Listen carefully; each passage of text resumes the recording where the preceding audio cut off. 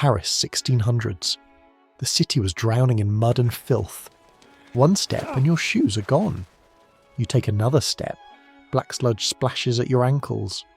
This is La Crotte de Paris, a hellish mix of dung, waste and sulphur. It eats through everything it touches. Have you ever wondered why aristocrats wore heels so high they could barely walk without a servant? It wasn't fashion, it was desperation. You see the gold of Versailles on the horizon, but right now, you're sinking. In reality, the city had one major problem. Paris was the richest city in Europe. What made Paris dangerous? Even without mud under your feet, there was no sewer system. Night pots were emptied directly from windows onto the streets. Now consider this logistical absurdity. Either you bought your own carriage at the price of a small estate, or you walked on foot, and within a minute you looked like a beggar. The problem wasn't just in France. The English tried to save themselves with iron stilts. The Venetians built platforms half a metre high. In the 1600s, all of Europe fought the mud. From Dutch wooden clogs to Venetian chopines on 50-centimetre platforms. The world was waiting for someone to untangle this knot. The irony? Who reinvented movement in Europe could barely walk himself. We are standing in the study of Blaise Pascal. He has only a few months left to live. A genius who engineered one of the world's first mechanical calculators. And the man who proved the existence of atmospheric pressure.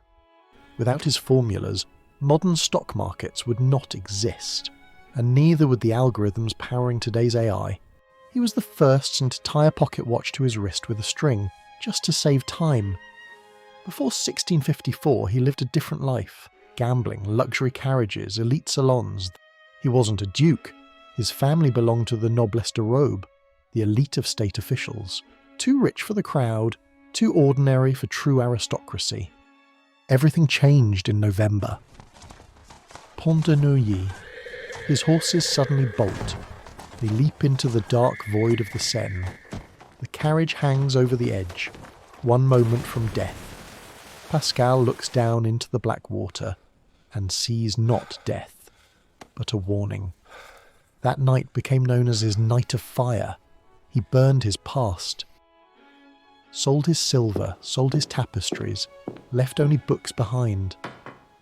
After selling everything, he refuses luxury.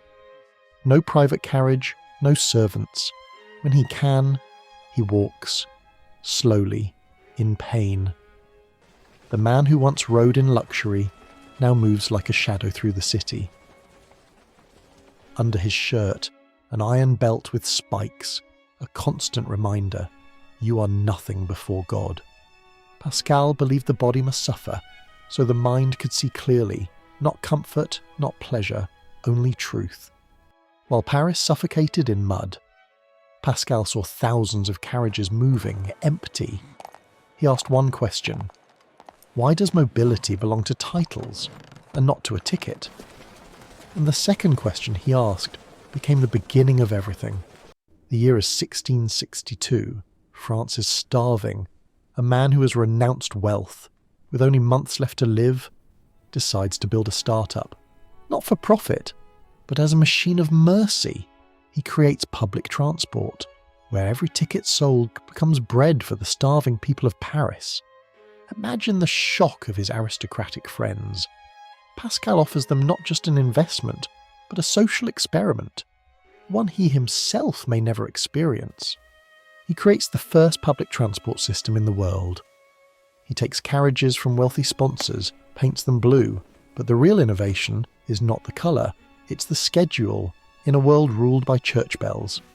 Pascal declares, the carriage leaves at exactly 8, even if it's empty. In 1662, that sounded like madness. March 18th, 1662, 7 in the morning. Paris holds its breath.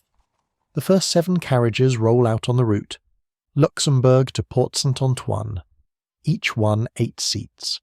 At first, they run empty. Not a failure, a strategy. They prove one thing: reliability, schedule, trust. It was the first transport marketing trick in history. This was the first Uber in history. Imagine this. You cross the entire city and your shoes stay clean. The price? Just 5 sous, the cost of a simple meal. Paris explodes with excitement. Queues form at every stop.